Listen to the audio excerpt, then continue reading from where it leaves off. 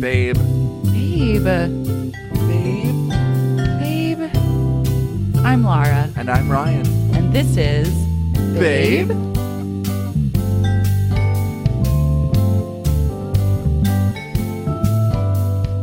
Anyways. Hi. Hi. This is a special, not really that special episode. Well, no, it is. Well, it's going to be on New Year's Day. Yeah. A whole new babe. Happy 2018. Yeah, doesn't it feel good? Just sink your toes into it. Yeah.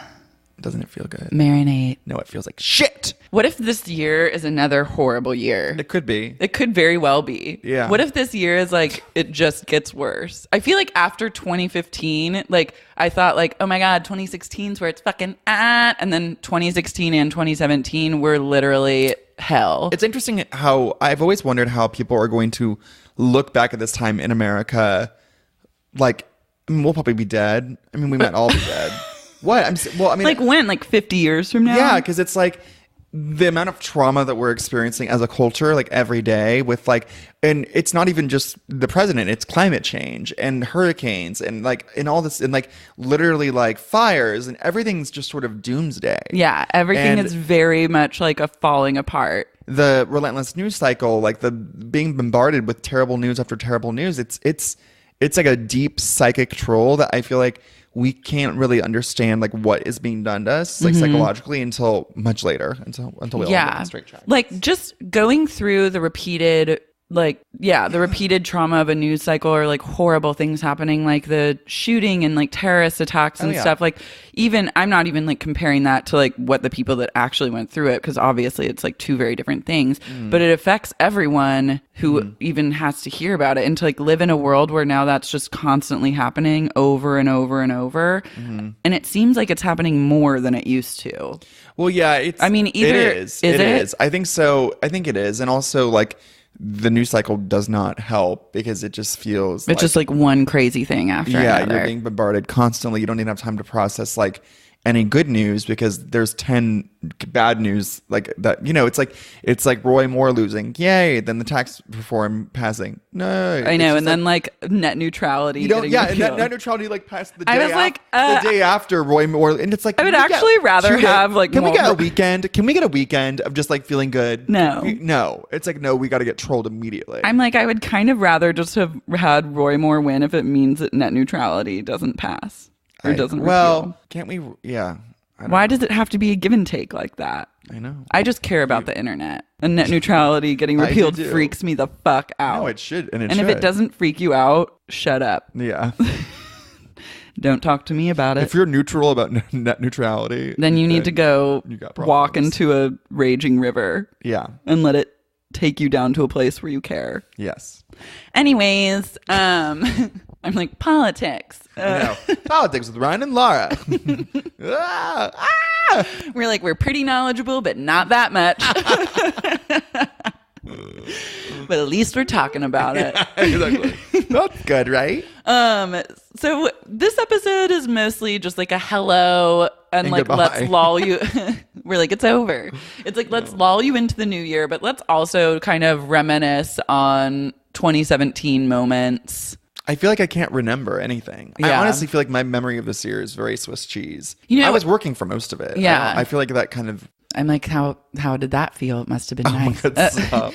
The lights flicker in your apartment. I was like, at the beginning of the year, which I need to do this better next year, but I started making like a best and worst moments list that's just like one or two words being like, oh, I loved this when this happened, or oh, I hated this when this happened, just so I would know, like have little touchstones. Right. But maybe I could pull that up and just see what's on the list. And so you did it? I did it until like March, and then I forgot.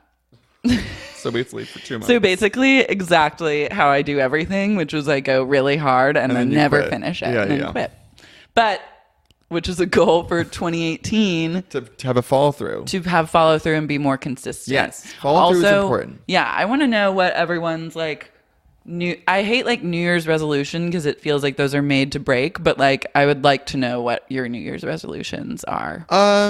What's yours? I don't know. What's like a goal for you? I mean, this year I dealt with a lot of anxiety shit, which was like not fun for me. So I just like I don't know. I just want to be healthier. Like, I know that's like a really like lame thing to say, but What do you mean, like drinking water? yeah, and just like taking care of myself and not engaging in behaviors that troll me and like all that stuff, you know? Yeah. What's like a behavior that trolls you the most? I don't know. Okay.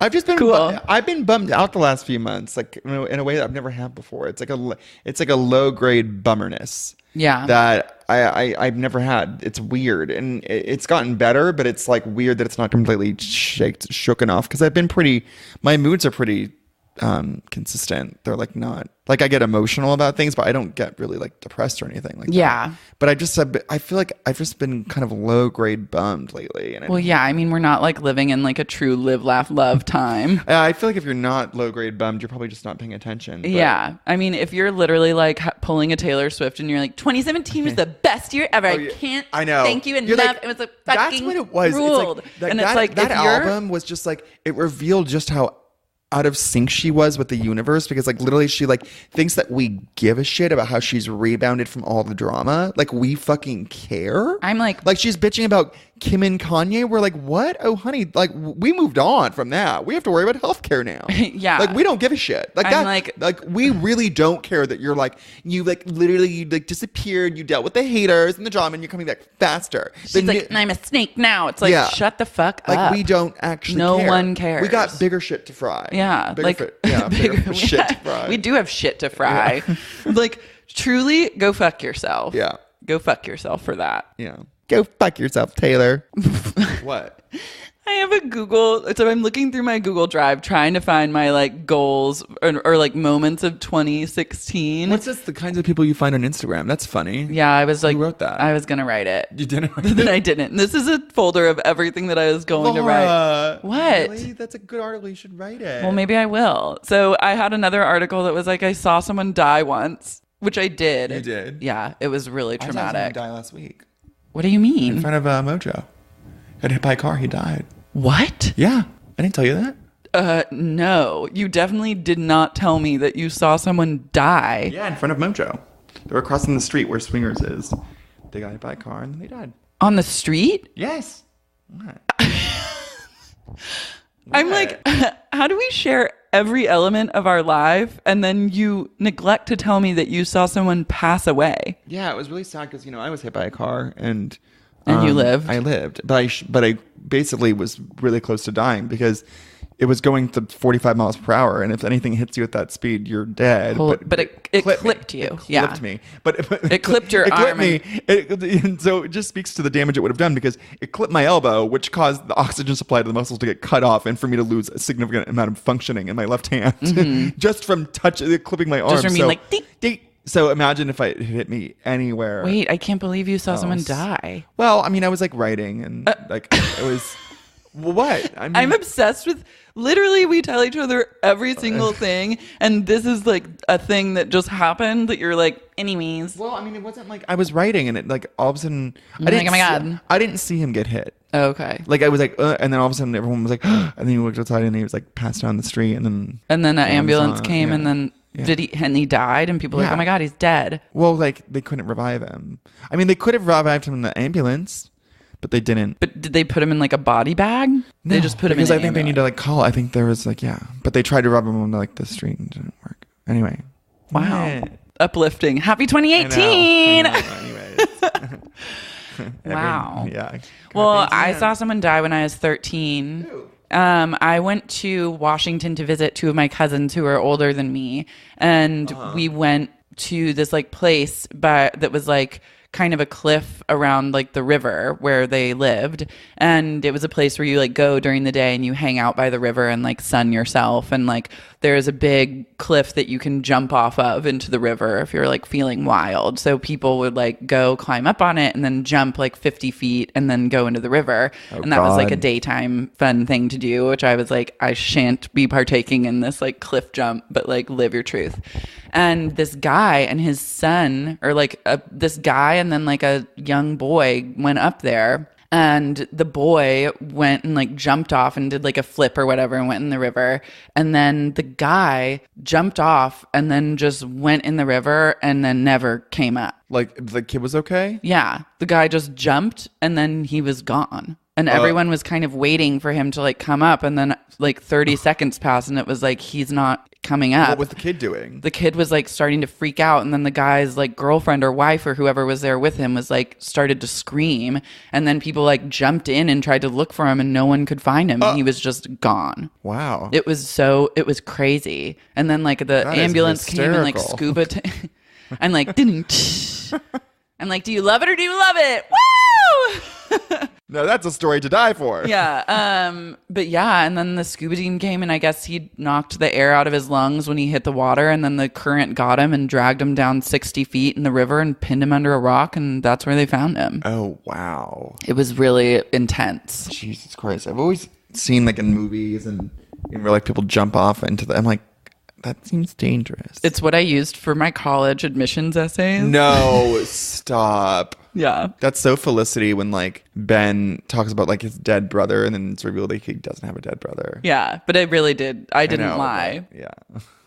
I know you did. I was like, it taught me to take chances with life. Oh my God. It didn't really, but like it shocked me. It taught me that life is a cliff and sometimes when you jump off the cliff, you die. No, and really, truly, it was like, I can't remember what the essay was, but it was like, not everything has to be scary. And then my essay would end with me being like, I'm walking towards a cliff.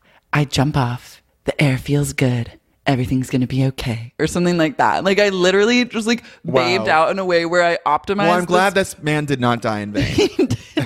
I'm like, your memory lives on till I see you again. That's like the most, one of the true really babe sad. Moment is like me using his death as a way to like get into college. Oh God. It just speaks to like, you could have talked about a lot of other shit too, because it's not like you had a... Well, guess what? I did what I had to do. Was that dark? No, but it's not like you had a calm adolescence. You could have talked about so much other stuff. Well, yeah, but you know, all in time. Yeah. All in good time. Yeah. This was a pretty traumatic thing that I felt would really make a splash with the college admissions team. So if you've seen someone die, listeners, write in and tell us about it. Tell everyone how it affected you. Or don't tell us about it because it makes us sad and weird. Or just tell no one. Be like Ryan and don't tell a soul and just watch people die and be completely unaffected by it. You don't know what I go through at night. Literally, I love Ryan's like, anyways, he's like, gotta work on this sentence. Someone literally dies in front of him and he's like, I'll have a latte. He didn't die in front of me. Are you making it up? No. I'm making it up. I'm like, are you lying now? You know who came into that coffee shop yesterday? James Franco. Oh. Yeah, because he works out at Easton every day. Yeah. I'm like, I was thinking I should join Easton. Oh, honey, Easton's like very chic. But I like someone to tell me what to do when I work out. Like, well, that's why I like a class. No, because they don't do classes. They're just like, they leave you to your own devices and you have to like be responsible. I need like a true someone to crack the whip and scream at me and like you won't have that. Me. Easton is live and let live. Because I went yesterday, this woman just looks at me and goes, "Good for you." That's so rude. That's so rude. I know. People at the gym treat me like a manic pixie disabled boy for sure. Like Hunter says people come up to him all the time and ask about me. They're like, we just love him. Like it's so amazing what he's doing.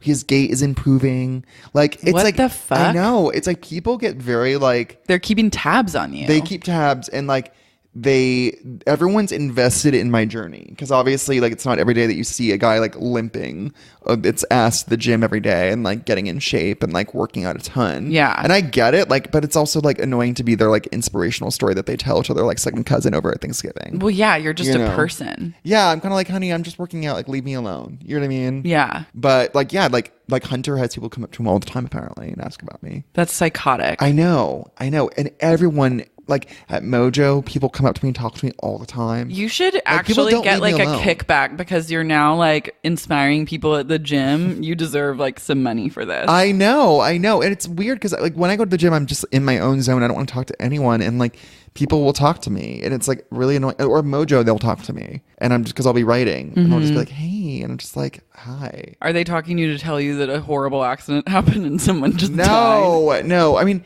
also like news travels about your career through Easton. Like people knew I was writing on Will and Grace, and I don't know who told them. Wow. They'll be like, Will and Grace was great last night. I'm like, who are you? Like literally, I'm like, who are you? You're popular at Easton. I mean, yeah, I go 5 days a week. I've been going 5 days a week for 3 years.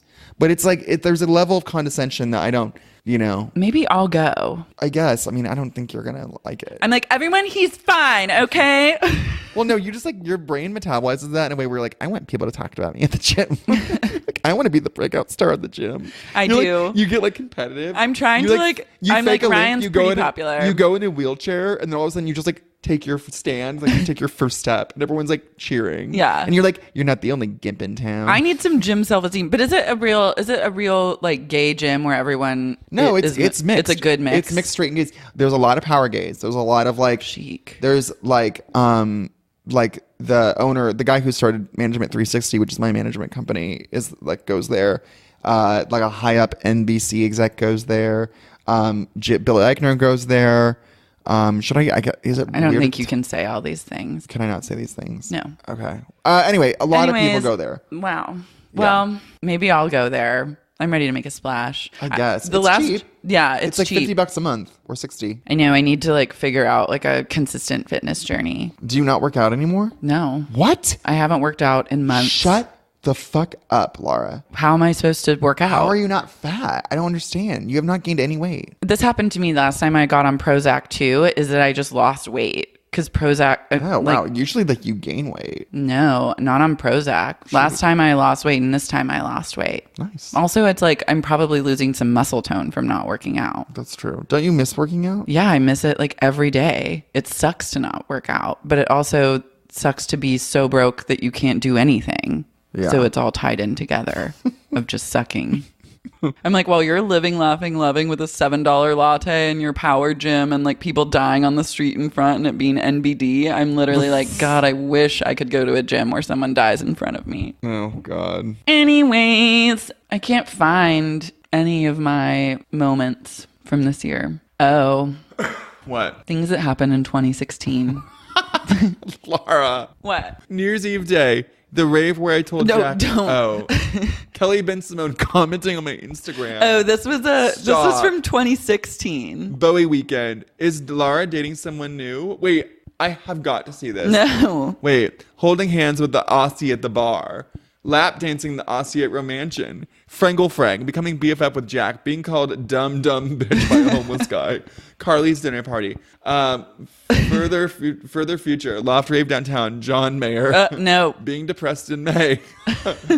Thursday night ketamine party. Uber driver with insane rape story. My birthday party. Oh my God. Going into a Jamba Juice K-hole at Luke's birthday. Basic news. Meeting Abby and becoming friends. Got depressed thanks to birth control. Wait, this is insane. Airbnb being my place. These were like fun 2016 things. They're not all fun. No, they weren't that fun. I mean, I love being called dumb bitch by homeless It was just a thing that happened. I just was like keeping track of things that happened, but it's like, this is from... worst 2017. I don't have it. The best worst thing that 2015. 2015. Wait, I did not know you kept this, Laura. This makes me lol so hard.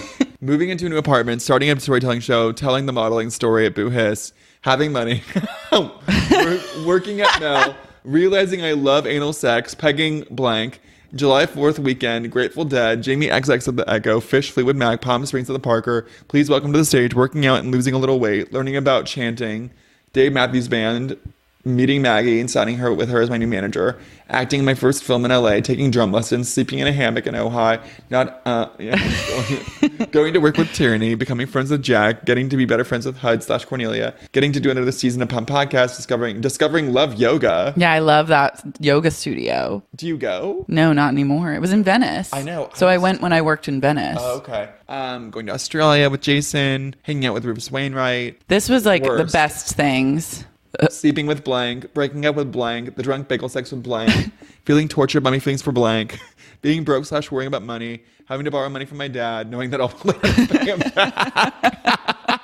Dealing with taxes, New Orleans, my blank freaking out on me. Oklahoma City on Christmas Day, feeling no connection to the city, like I don't belong. Experiencing severe feelings of loneliness and helplessness. The text from blank that made me realize he didn't care about me. Feeling insecure, stressed about my body. Not feeling proud of my job, the work I do. 2015 was a great year. It had a lot of fun moments and some not fun. But like the fun moments were... And then 2016 was a real dark year. Yeah. I think I might have done too many drugs in 2016. You did a lot of drugs in 2016. You were like rolling or doing something like every weekend at a concert. Yeah. But you stopped that. But then I stopped, and then 2017 has been the year of me being me. And well... You've been relatively sober all year. Yeah, I've been like pretty good. And then also therapy. I don't know. This year has been like just like a very... I need to do my best and worst list. I'm going to do that at home. Yeah. Well, I don't know if that makes sense because this podcast is going to come out. Well, we can share it on the next one. It's fine. Yeah. Now I feel emo. Oh, honey, come on. I know. I just get sensitive. Oh, my God. Get up. Do you know like the thing about me is I think I'm really sensitive. Yeah, no shit, you're sensitive. Yeah. This is it. What are you're saying this to me like I'm supposed to be blown away? Just me realizing You're very things. sensitive. I'm very sensitive. Yeah. I loll, but I also deeply gnaw. No, at times. I know. And like the thing about you is like I never know when I'll hit you the wrong way 'cause it comes out of nowhere. Well, I'm a Gemini. You are through and through. Honey, two sides to every story, to every human. Well, this podcast is a great thing about 2017. Yeah, this is good. We've done a lot of episodes now, I think 7. Yeah. And we did 2 tryout episodes, 9. Yeah. I have to say doing this... 2017 has had, though, really also fun moments. Like going to Japan was so fun. Provincetown was fun. Provincetown was fun. Being in the Grizzly Bear music video was fun. Yeah. There's been fun stuff. Yeah. Pitching Lawler is not fun. It was fun. It was fun. It was good to do. Was fun. And we'll do something with it eventually. Yeah, we'll live somewhere. What else happened? What happened to you in 2017? Well, I wrote that movie for DreamWorks, which didn't go. Oh yeah. But you wrote a movie. I wrote a movie. That's a big deal. Great. Yeah, great. Like my first movie was a studio movie. I got paid for it. That's pretty cool. That's big. I got Will and Grace, which was big. Mm-hmm. But then this summer I got the anxiety attack that lasted for like 4 months. Oh yeah. I was like living in a constant state of anxiety. I could never sleep. I lost weight. I was like crazy. When did that happen? July. It was right when it was 2 weeks before I went back to Will and Grace, and it was right when I got back from San Francisco. Okay. And I went crazy. I was like, You did go crazy. I went nuts. And I also had to go back to work, and I like didn't really sleep, and it was a very weird few months of just like feeling really depressed and anxious and like not knowing how to fix it. And then literally like what fixed it weirdly was I got sick with the cold, and I like had to lay in bed for 2 days, and I just like kind of putting myself down and just allowed me to chill out. And I felt so much better. Yeah. My sleeping issues went away. Like, well, that's all you needed to do from the get-go. But you get kind of lit and then really lit. I get really, really lit, and I make the problem way worse because I try to just fix it from like, I try to kind of attack it from like 40 different angles, and I don't let myself just actually feel like shitty or something. Yeah. I just make it worse because I'm just like in a spiral. I'm like in a K-hole in a loop. And that was really scary. And then it lifted, which was good. It always does. Would you say that's your worst moment of 2017? By far, it was the worst moment I've had in 4 years. Yeah. The way I felt was unreal. I can't believe how bad I felt. It was psychotic. It was bizarre. It was like someone just broke into my brain. Like it was just really weird. Yeah. But I know now, and I knew then because it had happened to me once before in 2013, that it passes, it lifts. Yeah. You know? But my main thing that I'm trying to find for myself is I'm trying to, because I tried meditating and it just made me feel worse in a weird way. Like it made me feel more anxious. It was just not fun for me. Really? Yeah. You were meditating and you told me that it was great. The moment I stopped trying to fix everything, my anxiety, the moment it went away. Well, yeah. But like, I don't know. I'm still trying to like figure it out because I'm not totally 100% back to normal. Like I'm not like there's definitely like a heaviness with me that like is just not, I don't know. It's like not fully going away. But it's just been an interesting year. It hasn't been the best year. It hasn't been the worst year. It's just been kind of a year. And I'm just hoping to a healthier year next year. Yeah. So Yeah, I would say that my probably worst moment of this year was like having a full like depressive meltdown. Yeah. yeah. Yeah, I know. It was like a confluence of like so many things, like going, like being post breakup and having the breakup be truly one of the most awful breakup experiences of my entire life. I forget that like that happened. Like it's like for some reason I just imagine that relationship to have happened like 10 years ago. I know it feels like a long time ago, but and it was like the breakup was more traumatizing than anything that happened in the relationship. Right. And then also just like dealing with like having like all this like tax drama and dealing with debt, and then also being like literally depressed and realizing that like I needed to do something about my depression because that was like a huge factor in like my life and making decisions. So it's like prior to this like true moment where I was like on the edge of the edge. Yeah. I would just go through these cycles every year of having like depressive moments or depressive weeks, but thinking that like it was going to get better over time, or like, and it did usually. I mean, it would. I would go into like a depression K-hole that would either last like a few days or like a couple weeks, and then I'd like come out of it and I'd feel really fine again and good and like get back to working out and like do everything again. And then it would just be that cycle, and I would not know when the next one was going to hit, but when it did, it would just be like flatten me, and I'd like take to the bed and just like watch TV all day and like not shower and like not change out of pajamas.